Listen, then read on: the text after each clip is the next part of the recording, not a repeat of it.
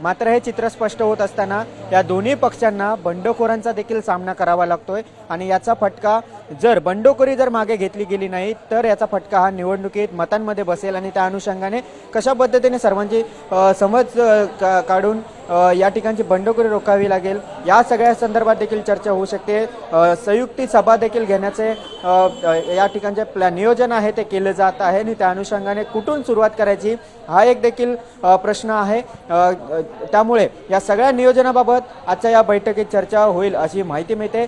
अचानकपणे या ठिकाणी आपण बघतोय की राज ठाकरे हे मातोश्रीवर पोहोचलेले आहेत। मातोश्रीवर देखील इतर नेते उपस्थित आहेत। अनिल परब आहेत, वरुण सरदेसाई आहेत, हे देखील या ठिकाणी उपस्थित आहेत। अनिल देसाई देखील आहेत आणि मनसेकडून फक्त राज ठाकरेच आहेत का की इतर याबाबत अद्याप स्पष्टता नाही, कारण राज ठाकरे यांची गाडी या ठिकाणी मातोश्रीवर पोहोचलेली आहे। त्यामुळे या सगळ्या संदर्भातील चर्चा होईल।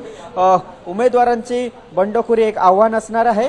याशिवाय संयुक्त सभा घेताना कशा पद्धतीने घ्यायचं नियोजन या सगळ्या संदर्भातील देखील चर्चा या बैठकीत केली जाऊ शकते। याशिवाय राज ठाकरे उद्धव ठाकरे या दोन बंधूंसोबत त्यांचे चिरंजीव आदित्य ठाकरे आणि अमित ठाकरे या दोघांचेही दौरे असतील, सभा असतील, त्याचं देखील नियोजन आहे। या सगळ्या निवडणुकीला कशा पद्धतीने सामोरं जायचं, प्रचाराचे मुद्दे काय असले पाहिजेत, या सगळ्या संदर्भात ही चर्चा देखील आजच्या या बैठकीत होऊ शकते। त्यामुळे या बैठकीत नेमकं काय काय घडतंय हे येणाऱ्या काळात स्पष्ट होईल, काही वेळातच स्पष्ट होईल। त्यामुळे या बैठकीकडे लक्ष आहे। किती वेळ या दोन नेत्यांमध्ये बैठक होते हे देखील पाहणं महत्त्वाचं असेल।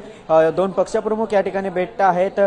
बरीचशी नाराजी आहे, विशेष करून दादर माहीममध्ये देखील बरीचशी नाराजी आहे। यामध्ये मनसेच्या नेत्यांनी नाराजी व्यक्त केली, कारण त्यांचे जे प्रभाग आहेत, ज्या मतदारसंघांमध्ये त्यांचं प्राबल्य, ज्यांचं मताधिक्य जास्त आहे, यामध्ये दादर माहीम, शिवडी, वरळी, विक्रोळी, भांडूप या मतदारसंघांमध्ये केवळ एक जागा ही मनसेला मिळाली। त्यामुळे अनेक जे इच्छुक आहेत, मनसेची ज्या ठिकाणी ताकद होती ते देखील मोठ्या प्रमाणात नाराज झालेले आहेत आणि या सगळ्याची नाराजी दूर करणं एक मोठं आव्हान आहे आणि हे आव्हान, ही नाराजी दूर करण्यासाठी आता हे दोन्ही पक्षप्रमुख समोर आलेले आपल्याला पाहायला मिळतात। कारण वरळीमध्ये आदित्य ठाकरे यांनी बराच नाराजी दूर करण्याचा प्रयत्न केला, मात्र ती दूर झाली नाही। त्यामुळे स्वतः उद्धव ठाकरे या सर्व नाराजांसोबत चर्चा करत होते। मनसेकडे देखील मोठ्या प्रमाणात नाराजी आहे।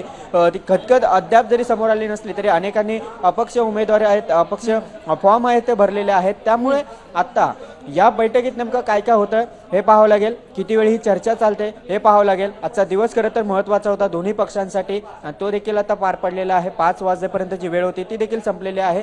त्यामुळे आता सर्वांना जे काय लक्ष लागलेलं आहे, ज्यांनी अपेक्षे बंडखोरी करून फॉर्म भरले आहेत त्यांना मागे घेणं हे एक आव्हान आहे। त्यामुळे या सगळ्या संदर्भातील चर्चा मातोश्रीवर होईल।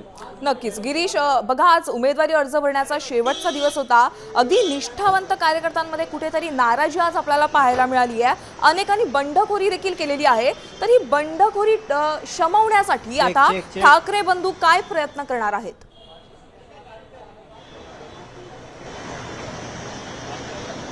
आपण जर पाहिलं तर विशेष करून दोन्ही पक्षाचं ज्या ठिकाणी मताधिक्य अधिक आहे, मराठी बहुल भाग आहे, मताधिक्याचं प्राबल्य अधिक आहे, त्या भागांमध्ये बंडखोरी झालेली आहे। मग सुरुवात आपण जर वरळीपासून केली तर वरळी, दादर माहीम, शिवडी, भांडूप, विक्रोळी, जोगेश्वरी या भागांमध्ये जी बंडखोरी झाली आहे, त्यामध्ये जे बंडखोरी करून अपक्ष जे फॉर्म भरलेले आहेत त्यांची नाराजी दूर करणं हे आव्हान आहे। यामध्ये ही नाराजी कशी दूर केली जाते हे पाहणं महत्त्वाचं असणार आहे। पदं दिली जातात का, वेगळं काही आश्वासनं दिली जातात का हे पाहणं महत्त्वाचं असणार आहे। कारण बंडखोरी हे मोठं आव्हान या दोन्ही ठाकरे बंधूंच्या समोर आहे आणि ही बंडखोरी जर समोरली नाही तर याचा फायदा हा महायुतीला होणार आहे, कारण मतांचं विभाजन हे होणार आहे आणि याचा फटका हा या ठाकरे बंधूंच्या युतीला होईल। आणि त्यामुळे या दोन्ही बंधू यामागचं सोल्युशन काय करतात हे पाहावं लागेल, कारण वरळीतली नाराजी आजही तेवढीच कायम आहे। संध्याकाळच्या 5 वाजेपर्यंत, शेवटच्या क्षणापर्यंत, फॉर्म भरेपर्यंत ही नाराजी होती ती दूर करण्याचा प्रयत्न केला गेला।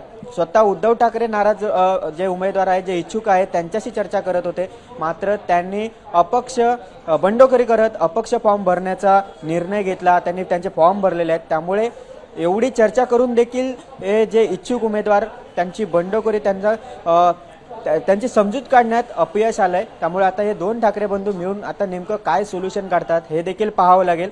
एक आव्हान आहे. हे आव्हान या आव्हानाला कसं सामोरं जातात हे पाहणं महत्त्वाचं असणार. कारण जागा वाटपाचं एक आव्हान होतं, त्या जागा वाटपावरूनच जे काही वाद सुरू झालेत ते आतापर्यंत आहेत. त्यामुळे 2 तारीखला शेवटचं आहे, 2 तारीखपर्यंत फॉर्म मागे घ्यायचे आहेत. त्याआधी ही जे 2 दिवस शिल्लक असणार आहे त्या ठाकरे बंधूंच्या हातात, त्यामध्ये कशा पद्धतीचं नियोजन हे 2 ठाकरे बंधू करतात हे पाहावं लागेल. त्यामुळे या बंडखोरांच्या मागचं कशा पद्धतीने समजूत काढली जाते, त्यांमागचं काय सोल्युशन काढले जाते हे पाहणं महत्त्वाचं राहणार आहे.